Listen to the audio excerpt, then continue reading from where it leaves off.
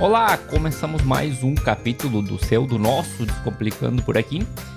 E você que é das antigas e tá aí nos escutando já há bastante tempo, vai lembrar que lá em 2019 a gente fez um episódio de perguntas frequentes sobre gestão e estética. Foi lá o número 28, né? E se você não lembra, e para que você também, que você que tá chegando por aqui agora, pode voltar lá que tem umas perguntas bem legais respondidas. E naquele episódio a gente comentou que ia acabar fazendo uma versão 2, né? Ou fazer mais vezes esse tipo de programa, na verdade, porque acaba servindo bastante. Muitas vezes a gente termina respondendo a dúvida da maioria. Então a gente tá aqui para versão número 2 desse tipo de episódio. A gente vai responder algumas perguntas comuns, frequentes, que a gente recebe nas redes sociais ou durante consultorias, em reuniões, que costumam também ser problemas dentro dos negócios de estética.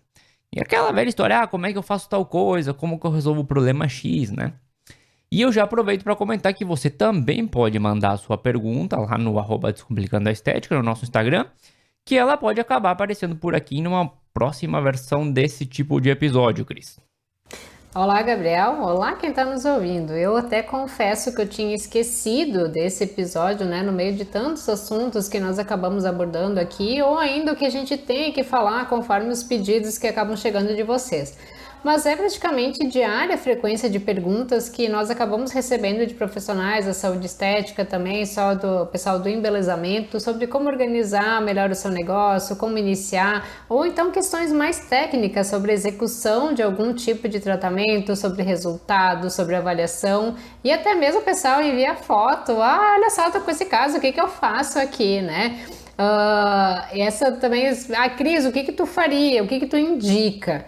Aí eu até entro ajudando a pessoa, né? Quem é amiga, enfim, a gente dá um jeitinho, mas eu procuro ajudar a raciocinar aquele caso, porque se é para eu fazer uma consulta e traçar todo o plano ali, manda para mim então que eu atendo, né? Ou e te dou uma comissão, ou tu me dá uma comissão pelo atendimento que eu tô fazendo.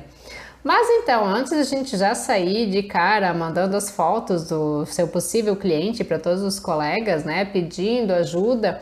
Vamos procurar pensar como que a gente pode estar ajudando a pessoa que acabou nos procurando com aquilo que a gente sabe. Então, se a pessoa me procurou, por exemplo, foi justamente por isso, porque eu demonstrei ter o conhecimento na resolução do caso dela. E a mesma coisa vai ser contigo, meu colega que está ali me ouvindo. Mas vamos lá às perguntas. É isso aí, é aquela velha história de tu ir se tornando também uma referência dentro do assunto e as pessoas te procuram porque sabem que você pode resolver um problema. Então vou começar por aqui, né? Um problema bem comum que a gente encontra nos negócios pelo Brasil afora é tá sobrando pouco. E aí entre análise aqui e ali se descobre que tá apertado realmente, né? Entre o custo e o preço de venda, a margem é pouca. E aí logo vem, mas como é que eu faço para cobrar mais caro? E aí a gente não pode simplesmente cobrar, né, o dobro do que a gente vinha cobrando sem nenhuma modificação, porque obviamente a gente vai espantar todos os nossos clientes, ou a grande maioria deles. E antes de só cobrar mais caro, a gente precisa também de um estudo mais aprofundado para ver se não tem algo ali no meio que está fazendo que o custo seja muito alto, mas não é exatamente isso que eu vou falar aqui. O que eu quero falar é do processo de criar valor. E até eu vou deixar como recomendação o episódio 33, onde a gente comentou sobre a pirâmide de valor, que são várias etapas ali onde a gente vai atendendo a uma necessidade do nosso cliente, sendo ela funcional, emocional ou de mudança de vida. E aqui eu quero entrar em uma questão importante que tem um papel fundamental também dentro desse processo, que é o nosso posicionamento com relação aos nossos serviços. E o que eu quero dizer com isso? Hoje a gente vê muito por aí aquele trabalho de marketing dessa forma, assim, limpeza de pele X reais, ou depilação a laser tantos reais.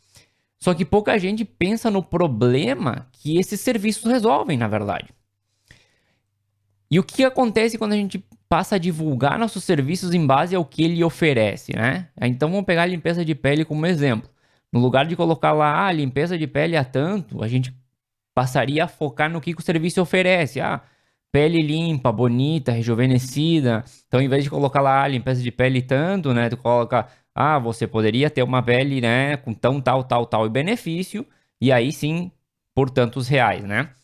E automaticamente, quem está recebendo essa mensagem passa a ver o valor que esse serviço entrega, as mudanças que ele oferece para aquele possível cliente.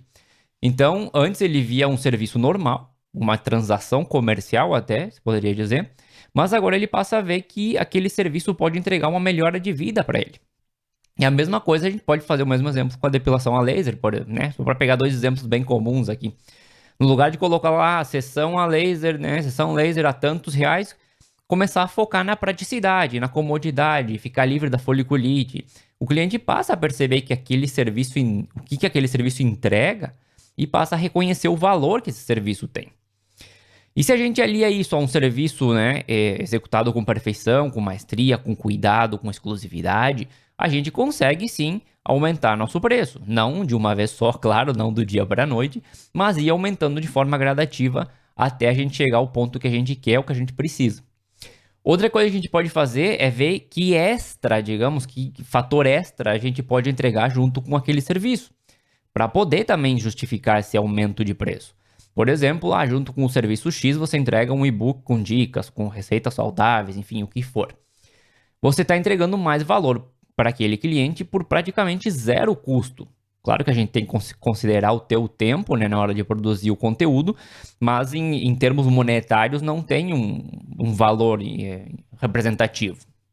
Ou ainda, a gente pode pensar em combinações, enquanto o cliente está lá recebendo o serviço X, e ganha uma massagem capilar, para dar um exemplo, né?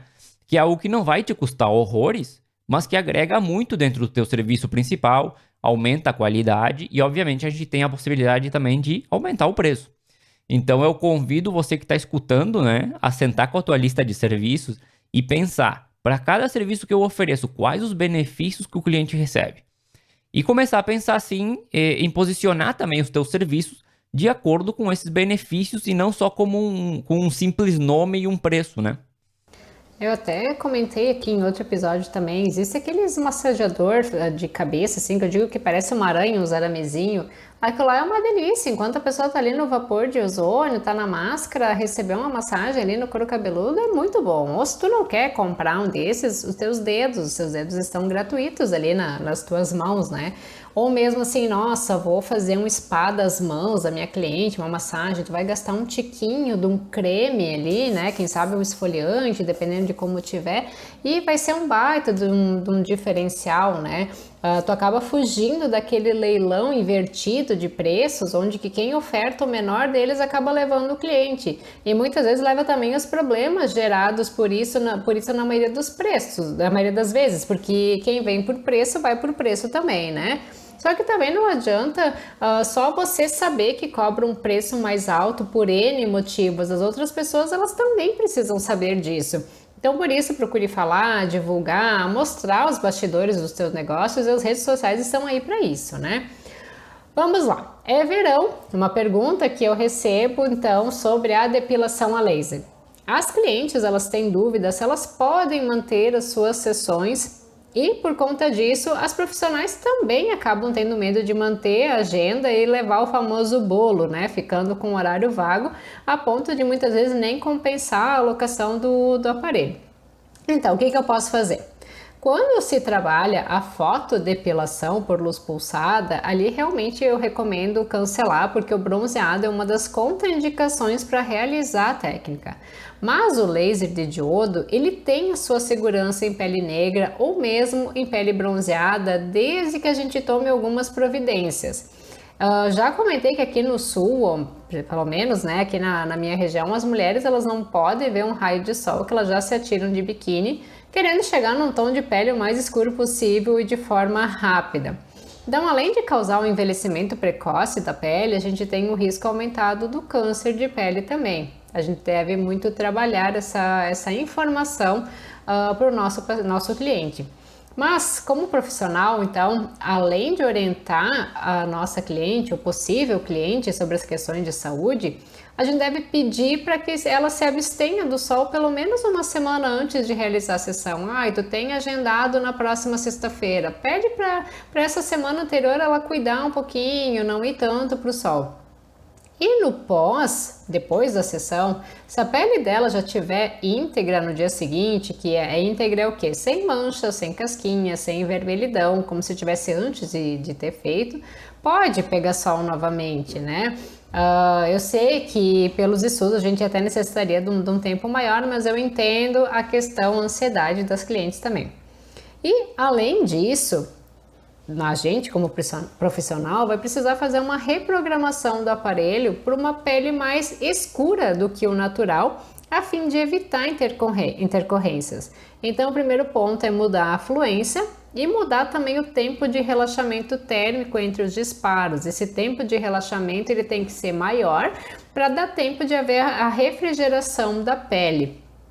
E os teus joules também, depende da programação que tu usa para cada tipo de paciente, mas vai ter que baixar também, né, para evitar queimadura.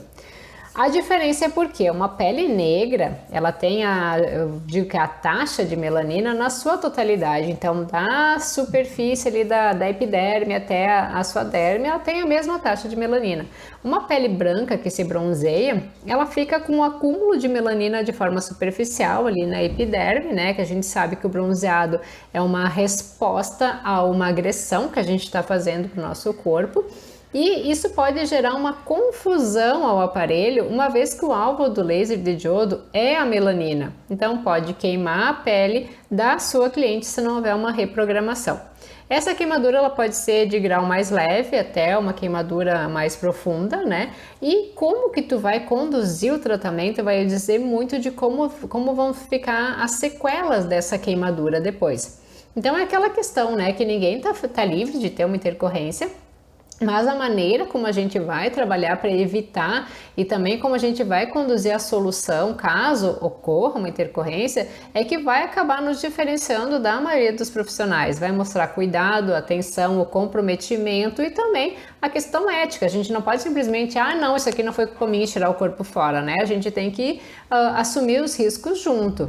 Então, ou tu acaba realmente não atendendo quem está de pele bronzeada, ou assume, né? A gente não pode simplesmente chegar e dizer que isso é normal e mandar a cliente passar Bepantol também, que isso já havia acontecer. A gente tem que chamar ela para uma revisão, né? Até eu sempre, o que eu faço e recomendo, fez o laser hoje, amanhã já chama todos os clientes e vê como é que está. Isso já vai mostrar um cuidado maior, né? Na questão ali do pós-vendas. E conduzir o tratamento da queimadura caso venha a ocorrer. E se tu não souber fazer, né, não souber conduzir o tratamento, procure encaminhar para um profissional que saiba fazer isso. É isso aí. Olha ali, tem bastante dica ali nessa resposta de pergunta que todo mundo devia ficar atento, principalmente quando a gente está trabalhando com laser, que tem o seu cuidado, na verdade, né? Mas deixa eu voltar aqui para a estética, que hoje o programa vai ser meio rapidinho também, né? Que outra pergunta que eu tenho recebido, falei estética, acho que voltar para gestão, né? Outra pergunta que eu tenho recebido é como é que eu consigo clientes? Seja para quem está começando ou quem já está algum tempo no mercado, é como que eu consigo mais clientes? E aí, antes de entrar na resposta, eu tenho que perguntar, por que você precisa de mais clientes? E a resposta óbvia seria, porque eu quero ganhar mais dinheiro. E aí, por que eu faço essa pergunta aqui? Parece até estúpida, né? Por que tu quer mais cliente? Porque eu preciso saber e eu quero saber o que está acontecendo com os teus clientes atuais. Eles gastam pouco, eles fazem uma visita e não voltam nunca mais. Porque muitas vezes a resposta para esse problema é explorar melhor a base de clientes já existente. Entender se existe algum problema com ela, porque as pessoas não estão voltando, porque elas não querem pagar o preço que eu estou pedindo, ou que eu estou, né, colocando nos meus serviços. E aí, para começar toda essa história, um simples ciclo de vendas, onde você mantém o cliente dentro do teu negócio, já resolve muita coisa, né? Onde ele não cai em um abismo e desaparece depois, e você vai entrar em contato com ele daqui a um ano, talvez. Mas você vai nutrindo uma relação constante com ele. Porque também não vai adiantar conseguir mais clientes, ter 20 mil clientes, se no final das contas todos eles terminam da mesma forma. Né? Sem contato, vem uma vez, desaparece. Porque se for assim, você vai sempre ter que estar buscando clientes novos. E muitas estéticas acabam trabalhando em mercados reduzidos, em cidades pequenas do interior, onde esse mercado também não é enorme. Então a gente tem que cuidar com o nosso cercadinho ali. Então a primeira dica antes de procurar mais clientes é dar uma analisada na tua base de clientes atual e procura entender o que está acontecendo com ela. Quantas vezes cada cliente compra, qual o ticket médio deles, se eles retornam com facilidade, se você faz segmento também. Agora, se a gente partir da base que você está 100% com a tua clientela atual, tá fazendo tudo certinho, mas ainda assim vê que tem espaço na agenda, que dá para conseguir um pouco mais, aí sim a gente pode partir para algumas formas de conseguir mais clientes. E eu até vou elencar algumas poucas aqui, né, pra gente trocar uma ideia. A primeira que eu vou colocar aqui tem relação de novo com a base de clientes atual, na verdade, porque é a recomendação, o famoso boca a boca, que é uma ferramenta muito poderosa. A gente até já comentou por aqui em outros episódios que as pessoas confiam muito na recomendação de um amigo ou familiar na hora de adquirir qualquer produto ou serviço. Então você pode criar algum programa de recompensa para quem indicar pessoas para o teu negócio. No mundo da tecnologia a gente vê muito disso, né? Se você que está escutando ali do outro lado já usou o Dropbox ou alguma outra ferramenta desse estilo, eles colocam lá, a gente dá 500 mega extra de espaço para cada amigo que se cadastrar. Então, né, você pode pensar em algo similar, oferecendo algum tipo de desconto, algum produto, enfim, dá para usar bastante a criatividade ali. Outra dica é trabalhar mais as redes sociais. Muita gente não gosta de dar a cara nas redes sociais, e eu também sou meio culpado disso às vezes. E isso tem se mostrado fundamental. Eu vou deixar outro episódio, até inclusive, de recomendação, que é o número 76, que o título dele é Você Precisa Criar Conteúdo, onde a gente comenta todos os benefícios dessa criação de conteúdo. Você acaba atingindo um número muito grande de pessoas e vai se tornando, o que eu estava comentando antes, aquela autoridade no assunto, fazendo com que as pessoas te procurem para resolver os problemas que elas têm. E mais uma por aqui, implementa um ciclo de vendas ou algum sistema ali de tracking, de rastreio dos contatos, né? Porque você já parou para pensar quantos negócios você deixou de fechar por não ter dado seguimento? Por não ter mandado uma mensagem, por não ter ligado para a pessoa? Quantos possíveis clientes chegaram até você, fizeram aquela consulta inicial e depois desapareceram sem fechar nenhum serviço? Quantos mandaram mensagem nas redes sociais e depois não aconteceu nada?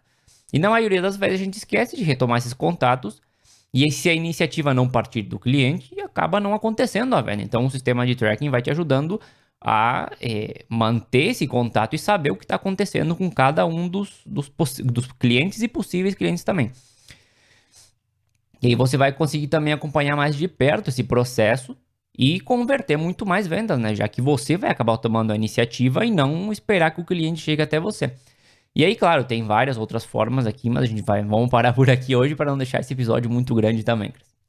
E complementando, eu acho que às vezes também ocorre da gente entrar no automático e acabar não retomando esses contatos, ou mesmo por vergonha, né? Mas qual que seria a vergonha de vender, o melhor de se vender, né? Ela não está fazendo nada errado, eu digo a gente porque isso ocorre comigo também, né? Tu acaba entrando no automático, tem que pagar as contas, tem que atender, tem que organizar o espaço, tem que isso, tem que aquilo, e tu acaba não reservando um tempo para justamente fazer esses contatos, né? Sei lá, se na consulta tu acabou indicando ali um home care, vê com a tua cliente se ela começou a usar, como é que tá sendo a reação da pele dela, né? Enfim, tá sempre em contato e está na cabeça da pessoa. E outro ponto que o Gabriel comentou no início dessa dúvida é porque eu quero cada vez mais clientes, né? Se eu não consigo dar conta de atender bem os clientes que eu já tenho. Então, procure pensar em todas as possibilidades antes de sair pensando, sair atirando para todo lado, né? Acho que mais vale, até acho que o Gabriel comentou aqui uma vez, é mais barato tu trabalhar com a tua base de clientes, né? Do que tu buscar clientes novos, isso acaba custando um pouquinho mais. E quanto a mais uma dúvida da parte técnica, é comum o pessoal perguntar sobre parâmetros, sobre a programação do equipamento tal para se ter o resultado X no tratamento da disfunção Y. Então aqui o raciocínio ele tem que ir bem longe, mas algo que eu preciso pedir logo de início é: leia o manual do seu equipamento.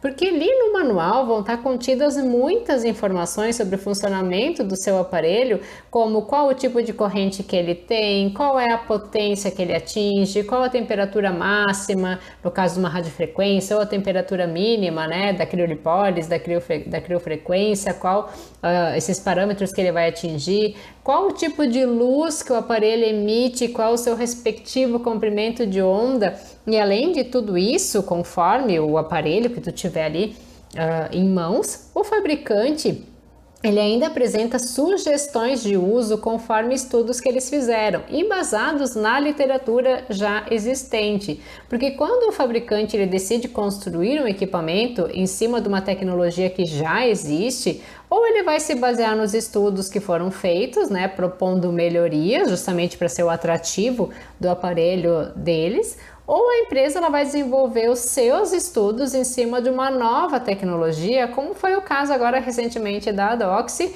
com a depilação a LED, que é algo completamente inovador no mercado. E quando eu acompanho lives de alguns profissionais consagrados no mercado, digamos assim, lá estão sempre as mesmas perguntas. Professor, qual a temperatura que eu devo chegar com a radiofrequência na papada? Eu posso fazer sobreposição da criolipólise, das placas, por exemplo? Quantos joules na luz pulsada para tratar a rosácea? E por aí vai. E lá ficou eu pensando, né? Será que essas pessoas elas não estudam, elas não leem nada, nem mesmo uma postagem que esse professor, esse profissional fez sobre o assunto? E eu já comentei aqui, né, que com a facilidade do celular, as pessoas elas acabam questionando o colega ao invés de ir buscar o estudo em livros, em artigos. Na minha época não tinha nada disso, não era toda essa modernidade, essa facilidade de comunicação. E eu quero então te pedir, né, para ti, colega que está aí do outro lado, para deixar a preguiça de lado e buscar esse conhecimento justamente para se diferenciar dos demais, para fugir daquela mesmice.